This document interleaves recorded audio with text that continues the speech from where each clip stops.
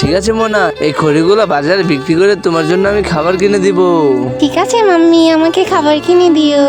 সাধু বাবা যাচ্ছে, সাধু বাবা, সাধু বাবা যা। তোমাদের কোনো কি থাকার ঘর আছে? নেই সাধু বাবা, আমাদের কোনো ঘর নেই, আমরা জঙ্গলেতেই থাকি। আমরা রাস্তা বন জঙ্গল যেখানেই পারি সেখানেই থাকি।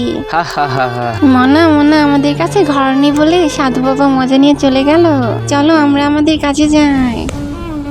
খড়িয়ালি খড়িয়ালি, তোমাকে দেখে কি বাবা এসেছে? আরে ভাইয়া, আমরা তো গরিব, আমাদের দেখে সকলে হাসে, আমরা তো সহ্য করতে পারি না। আরে খড়িয়ালা, সাধু বাবা সবাইকে দেখে হাসে না, চারদিকে হাসে সে মারা যায়। কি বলো ভাইয়া, সাধু বাবা তো আমার মোনাকে দেখে এসেছে, তাহলে কি আমার মোনা মারা যাবে? হ্যাঁ খড়িয়ালি, তাহলে মনে হয় মোনা আর বাঁচবে না। মাম্মি, এই আঙ্কেলটা কি করছে? আমি কি বাঁচবো না? আপনার হাতে পায়ে ধরি ভাইয়া, যেভাবেই হোক আপনি আমার মোনাকে বাঁচিয়ে দেন। তাহলে চলেন আমরা এখন সাধু বাবাকে দেখি, সাধু বাবা কোথায় আছে। ঠিক আছে ভাইয়া, চলেন তাহলে।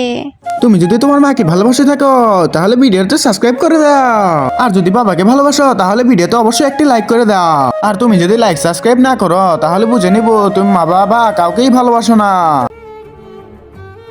এটা হলো সাধু বাবার ঘর।